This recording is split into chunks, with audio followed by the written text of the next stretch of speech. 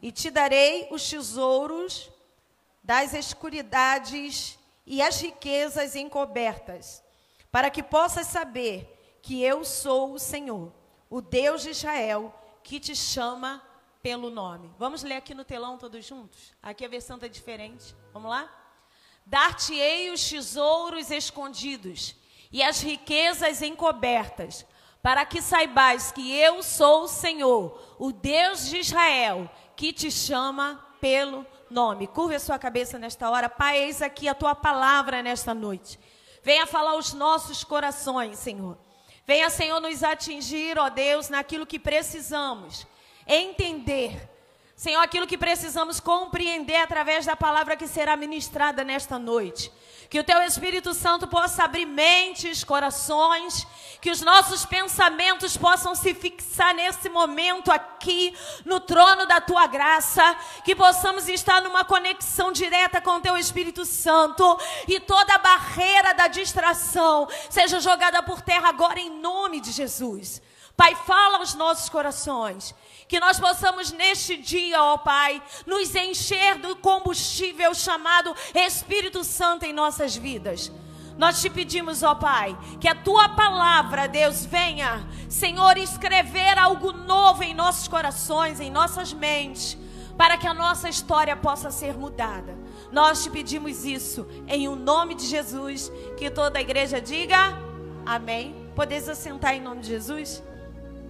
Isaías é um profeta, amém?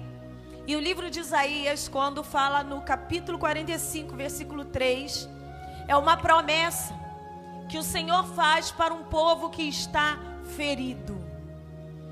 É uma promessa para o povo de Israel que está ferido. E muitas vezes nós estamos feridos. Muitas vezes nós estamos na igreja, nós estamos cantando, nós estamos adorando ao Senhor. Mas dentro de nós há alguma coisa que precisa ser resolvida. E Deus tem uma promessa para aqueles que estão feridos. Deus tem uma promessa para aqueles que estão machucados. Deus tem uma promessa para aqueles que estão cansados. A palavra diz que o Senhor te dará os tesouros escondidos. Olha que benção. As riquezas encobertas, para que saibam que o Senhor é Deus. Que Ele é o Senhor, o Deus de Israel, que te chama pelo nome. Aleluia. Eu vou levar você para 1 Crônicas, capítulo 4, do versículo 9 ao 10. Conta uma história de um homem. Antes de você a Bíblia, não abre não. Não abre não, que não pode tirar cola agora. Eu tenho que fazer uma pergunta. Gente, eu vim para cá dizendo, eu tenho que fazer a pergunta, eu tenho que fazer a pergunta, eu tenho que fazer a pergunta. E agora eu esqueci de fazer a pergunta. Então não abra, espere. Você sabe na Bíblia quem foi o homem que teve todas as suas petições atendidas por Deus?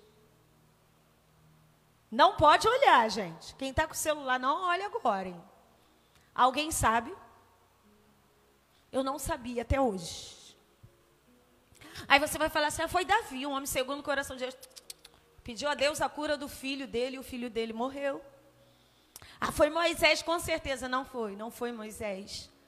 Todos eles tiveram alguma coisa que não foi atendida por Deus. Mas se você abrir, agora abra. 1 Crônicas 4, do versículo 9 ao 10. E foi Jabes, mais ilustre do que seus irmãos, e sua mãe chamou o seu nome de Jabes, dizendo, porquanto com dores o dei à luz. Porque Jabes invocou o Deus de Israel, dizendo, se me abençoarem muitíssimo, e meus termos ampliares, e a tua mão for comigo, e fizeres que do mal não seja afligido. E Deus lhe concedeu o que tinha pedido. Eu quero dizer para você, que às vezes ter o seu nome conhecido na história, talvez ser um pastor, talvez ser um líder, o sucesso, o nome em evidência, talvez não seja, na verdade, razão de um grande sucesso com Deus. Ninguém aqui lembrou-se desse homem que é citado apenas aqui em 1 Crônicas, quando está se falando dos descendentes de Judá. Mas os teólogos dizem que fala-se brevemente sobre Jabes, mas que ele foi um homem que a Bíblia diz que teve todas, diga comigo, todas as suas petições, todos os seus pedidos foram dados por Deus. Sabe o que Deus ministrou para a minha vida nesta noite? Que você não precisa ser conhecido.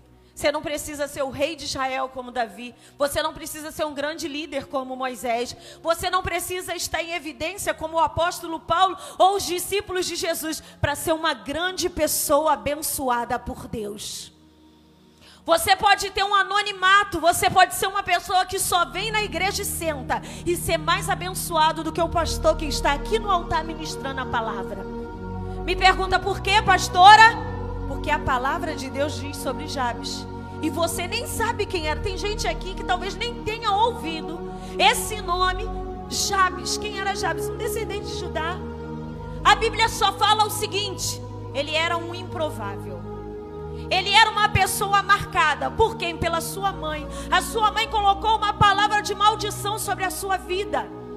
Jabes significa o que causa sofrimento. A Bíblia conta brevemente aqui, em 1 Crônicas 4, que quando a mãe de Jabes foi ter ele, ela teve tanto sofrimento no parto. Eu acredito que ela deve ter tido uma depressão pós-parto, que é comum nas mulheres que sofrem muito no parto. E ela botou o nome dele, aquele que causa sofrimento. Tu já pensou você chegar em um lugar e disserem: qual é o seu nome? Eu sou aquele que causa sofrimento. A mãe de Jabes marca negativamente aquele homem para a história. Mas eu quero dizer para você que Jabes, ele usou uma ferramenta que está disponível hoje para mim e para você, e que pode fazer toda a diferença na vida daquele que quer transformação, que se chama oração. Jabes não aceitou a maldição sobre a sua vida. Ele não aceitou aquilo que a mãe colocou. E pelo contrário, Jabes foi muitíssimo abençoado. Ele foi próspero. Tudo que você possa imaginar. Aqui tem as petições dele, você leia em casa. A Bíblia diz que Deus o atendeu. Ou seja, lá em Isaías, Deus deu tesouros escondidos a Jabes. Oh, aleluia. Você ouviu o que eu falei? Deus deu tesouros escondidos a Jabes. Existem tesouros escondidos por Deus que está prontinho para você. Diga assim: eu tenho que orar. Sabe qual é o nosso problema? A gente fica igual Penina. Eu preguei na igreja de Santa Clara, sexta-feira. Foi um prazer estar lá com o pastor Tiago e a pastora Suelen. E preguei sobre Ana e Penina, duas mulheres frustradas. Não, pastora, só a Ana que era. Ana não tinha filho. Quem era frustrada era a Ana. A Bíblia diz que Penina perturbava ela. As duas eram frustradas. Ana era frustrada porque ela tinha o amor de Eucana, mas não tinha. E Penina, por que ela era frustrada? Ela tinha e não tinha o amor de Eucana. Só que Ana, ela estava preocupada com a sua dor. Ela estava preocupada com a sua ferida. E ela se põe a orar no templo. Você já conhece a história e você sabe que Samuel veio. E Penina, ela estava preocupada com a dor dela. Em algum momento você vê Penina pedindo a Deus o amor de Eucana? O que fez a diferença? A oração de Ana. A Bíblia não fala para mim depois se Penina... O problema das pessoas é que quando elas não têm algo da parte de Deus, elas não se colocam em oração, de joelho, para pedir a Deus a sua bênção. Ela se preocupa com a bênção do outro e persegue o outro, e cutuca o outro, e joga piada para o outro. Mas isso não acontece dentro da igreja, não, imagina. Não. Só lá no mundo, amém? Não. Acontece dentro da igreja. Sabe por quê? Ana e Penina eram da mesma igreja. Quem era o pastor? Levi. Tem alguém que te perturba aí? Tem alguém que te cutuca? Às vezes a pessoa lá de fora, a gente fala assim: aquele lá do inimigo, é usado pelo inimigo, né? Ele não conhece a palavra, você revela, você releva.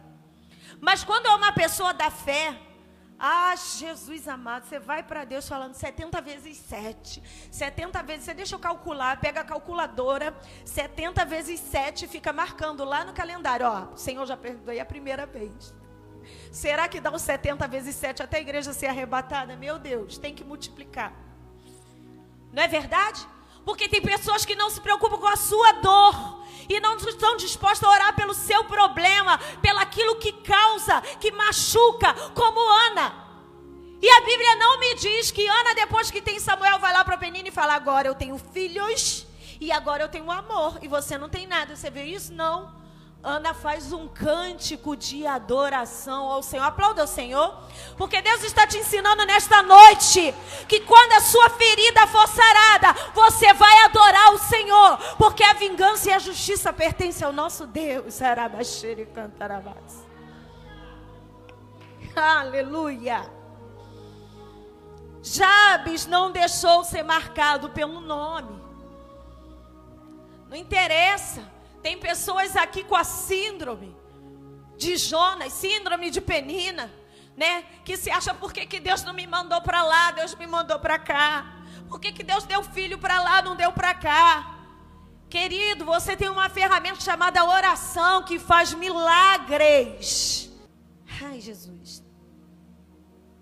Olha que lindo. John Calver é um cientista maravilhoso, químico, biólogo, botânico. Ele disse assim, ó,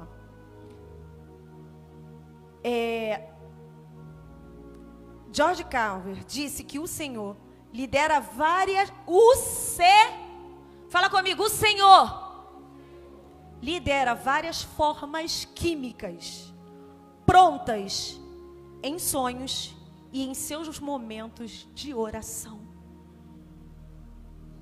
Aplaude ao Senhor. Agora olha essa. Quem conhece Isaac Newton? Eu peguei meu filho. Pai da física. Olha isso. Gente, eu fico tão feliz quando eu vejo essas coisas. Vocês ficam? Porque a gente tem argumento com quem não é da igreja, né? Para falar de Jesus. Isaac Newton diz... Deixa eu pegar aqui. Isaac Newton disse... Todas as minhas descobertas têm sido feitas. Isso foi uma vez que ele deu uma entrevista. Ele já é morto, né? Todas as minhas descobertas têm sido feitas em respostas à minha oração. Aplauda o Senhor. Sabe por quê? O mesmo Deus que fazia os milagres do passado, que abria o mar vermelho, foi o Deus que iluminou mentes de pessoas que a gente acha que trabalha só para a ciência. Isaac Newton desvendou a lei da física. Por meio, sabe do quê? Eu não sabia disso, irmão. Alguém te falou isso na faculdade? Fala aí para mim. Alguém falou isso? Alguém falou isso numa aula do ensino médio para você?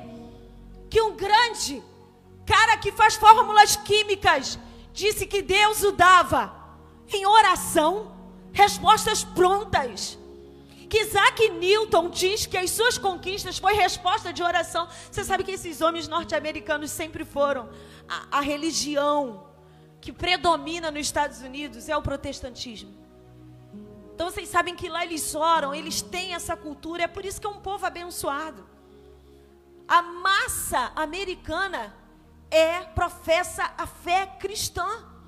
E em primeiro lugar vem o povo evangélico, que eles chamam de protestante. Em segundo lugar vem o catolicismo. As outras religiões estão lá no final. Por isso que é um povo abençoado.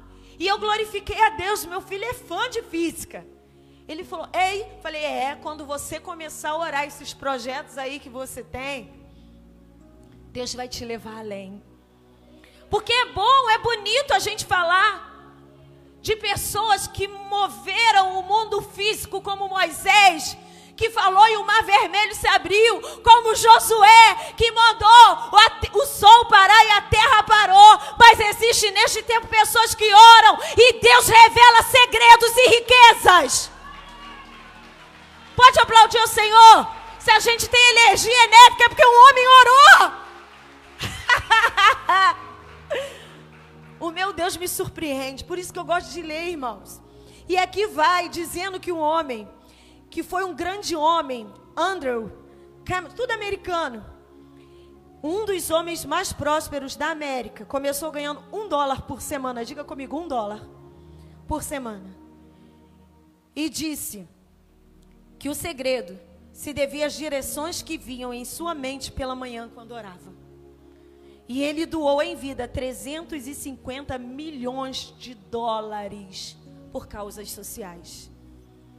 O Senhor passou a abençoar por ideias que vinham na mente dele quando ele orava. Irmão, compra esse livro para você.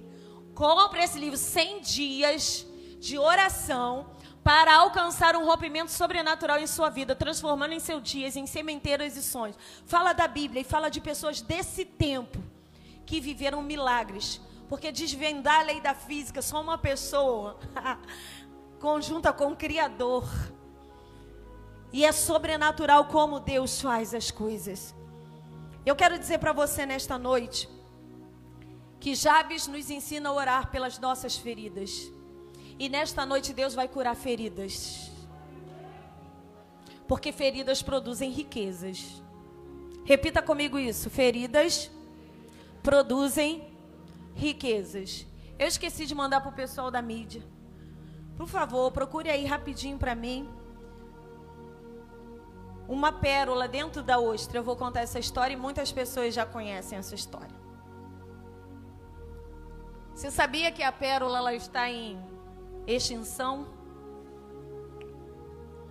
Mas eu quero dizer para você que no mundo espiritual hoje Deus vai fazer jorrar pérolas aqui nesta noite. Conseguiu a imagem? Apaga aí o telão. Apaga o telão, ó. Apaga a luz.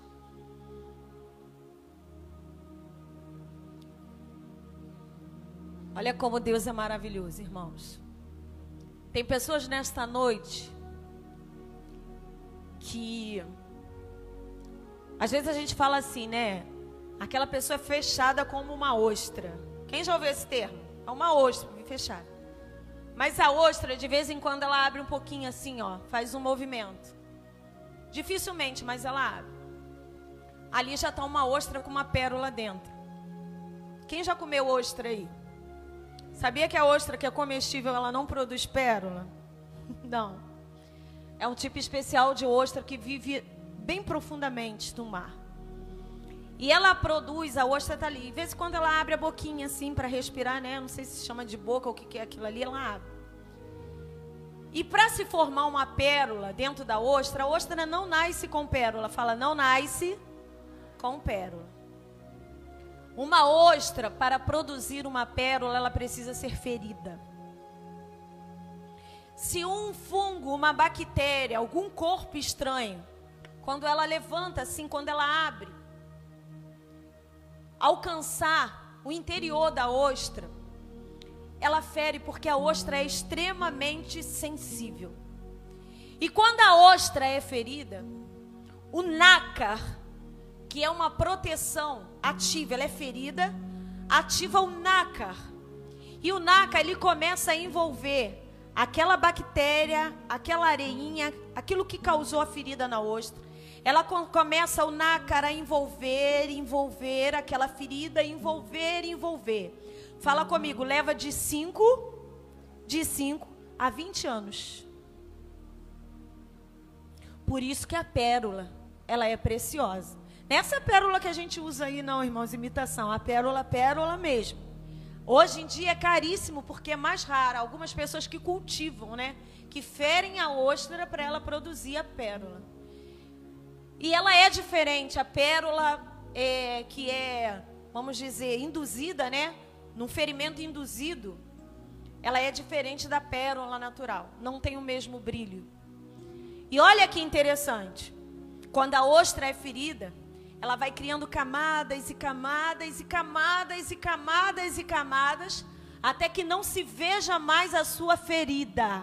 Fala comigo, não vê mais ferida. E aí, Quando está pronta a pérola, olha, depois de 5 ou 20 anos, a ostra revela o que tem dentro dela. Eu quero dizer para vocês, querido, que uma ostra que não foi ferida não pode produzir pérolas. Você que está perguntando para Deus, por que sempre eu? Por que as pessoas me magoam? Por que eu sou perseguido? Por que o diabo me afronta? Porque você tem algo precioso dentro de você. Você tem algo precioso. Jesus, para ser rei, precisou ser ferido na cruz. Merecia? Merecia? Ele merecia dor, ele merecia ser ferido. Eu quero dizer para você que às vezes você nem merece. Mas para você ter algo precioso dentro de você, Deus permite.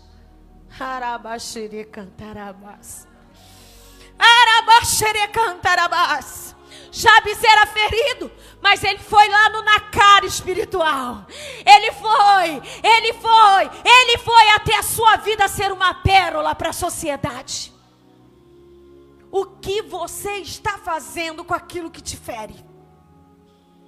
Enquanto você faz carinha de coitado, enquanto você fica querendo que as pessoas te cubram de oração, que as pessoas venham te consolar, Deus não precisa mais fazer isso, amém? Se quando você está ferido, você fica contando que as pessoas venham, coitadinho, Espírito Santo não precisa mais fazer nada, porque você já tem outro consolador, e ele não dá a vez dele para outro. Tem pessoas que quando estão feridas, elas entram na igreja, se vitimizam, ficam de cabeça baixa, até que alguém pergunte: o que está acontecendo com você? Aí ela: estou passando dificuldade.